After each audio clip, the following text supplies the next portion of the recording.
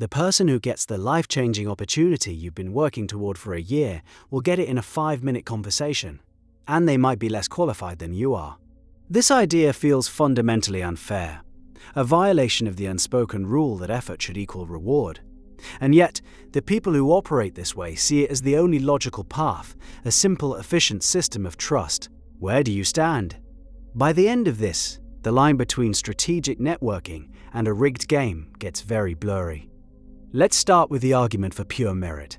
Your work should speak for itself. A brilliant product, a groundbreaking paper, or a stunning portfolio should rise to the top on its own power. In this view, relying on introductions is a crutch, a way to bypass the true test of quality. It suggests your work isn't strong enough to stand on its own. It's a world where the best idea wins, regardless of who came up with it. The lone genius in the garage can still build an empire. The unknown artist can still get discovered. This is the promise of a level playing field.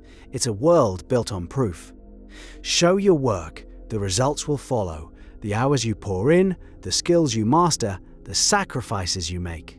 These are the only currency that should matter. Anything else is a distortion. It's a system where your output is your identity.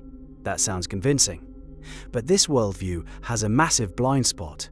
It completely ignores the crushing cost of discovery. The world is saturated with noise. There are millions of brilliant coders, talented artists, and sharp business minds all vying for attention. For a decision maker, a venture capitalist, a hiring manager, a gallery owner, the sheer volume of inbound requests is overwhelming. Imagine a top-tier investor who receives 1,000 cold emails a week. Each one promises to be the next big thing. Reading and vetting every single one is impossible, so they develop a filtering mechanism. And the most powerful filter is trust. An introduction from a known, respected source is a signal that cuts through everything else. It's a vouch, a declaration from someone whose judgment they've already validated, saying this is worth your time. This is the core of the access argument. An introduction is a transfer of credibility. When a trusted colleague introduces you to a key contact, they are lending you their reputation. They are putting their own social capital on the line. The person receiving the introduction understands this. They know the introducer wouldn't risk their own standing by recommending someone unreliable or incompetent. The introduction does more than just get your name in front of someone. It preloads the interaction with a baseline of trust and seriousness. You get to skip the line. You bypass the automated resume filters, the slush pile of unsolicited proposals, and the cynical skepticism reserved for total strangers. You are starting the conversation on third base. This is brutally efficient. A 5-minute introduction from the right person provides more assurance than a 50-page business plan from a stranger. The person making the decision conserves their most valuable resource, their attention. They can focus on the small pool of pre-vetted candidates instead of boiling the ocean of unknown applicants. But this efficiency creates a deeply uncomfortable paradox. If trust and opportunity only flow through existing networks, how does anyone new ever get in? The system naturally becomes a closed loop. Insiders recommend other insiders. People who went to the same schools, worked at the same companies, and move in the same social circles endlessly recycle opportunities among themselves. The walls of the fortress get higher and thicker. For an outsider, someone without the right background or connections, the system looks indistinguishable from a cartel. It feels like the game is rigged before it even begins. And often, it is. The research on social networks adds another layer to this. In the 1970s, a sociologist named Mark Granovetter published a landmark paper called The Strength of Weak Ties. He found that when it comes to finding new opportunities, like a job, our close friends are surprisingly unhelpful. The real breakthroughs come from our acquaintances, our weak ties. Why? Because our close friends exist in the same social world we do. They know the same people, hear the same information, and see the same opportunities.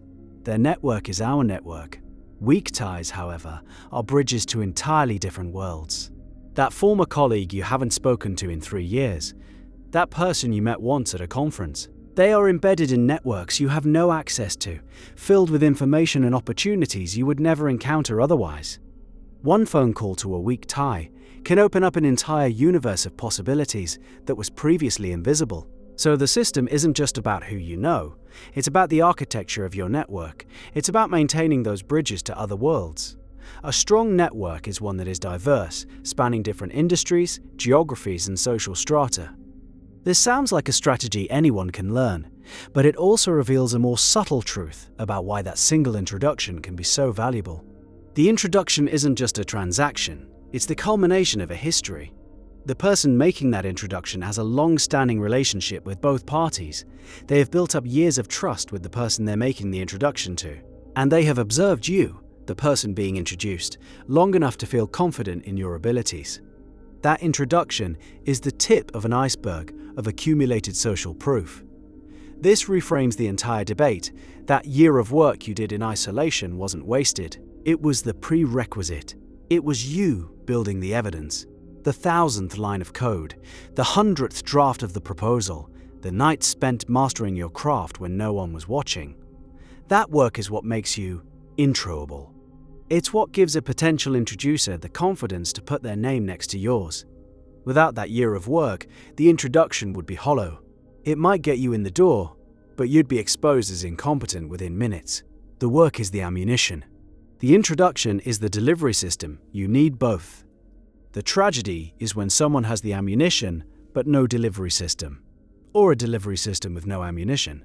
Imagine a scientist, Dr. Aris Katz, who makes a discovery that could redefine his field. He works for a small university, with no major connections. He publishes his paper in a respectable but second-tier journal. It gets polite nods, but no real traction. The field moves on.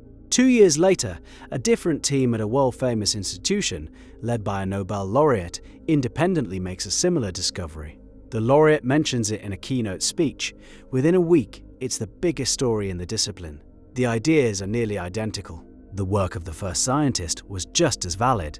He just lacked the platform. He lacked the introduction to the world's attention, an introduction the laureate could provide with a single sentence. His years of research were effectively worthless until someone else, with a bigger microphone, repeated them. This reveals the brutal unfairness at the heart of the system.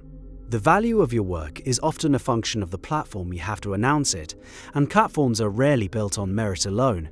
They are built on history, on reputation, and on networks of trust cultivated over decades. The person with the platform can make their work, or anyone else's work, matter instantly. The person without one can shout into the void forever. We tell ourselves that this is changing with the internet, that anyone can build a platform now. And that's partially true. But it also just scales the problem.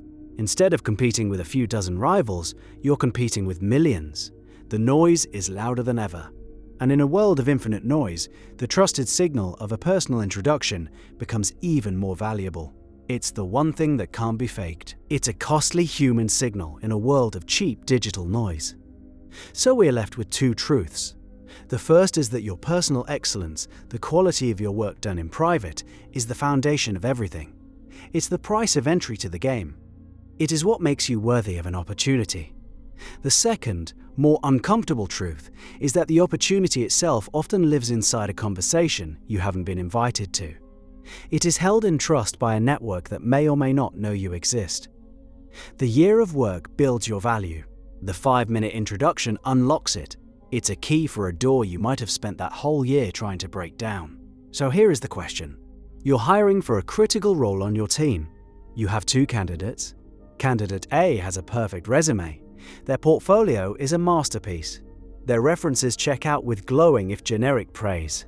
They came through an online application portal. Candidate B's resume is good, maybe 80% as impressive as Candidate A's.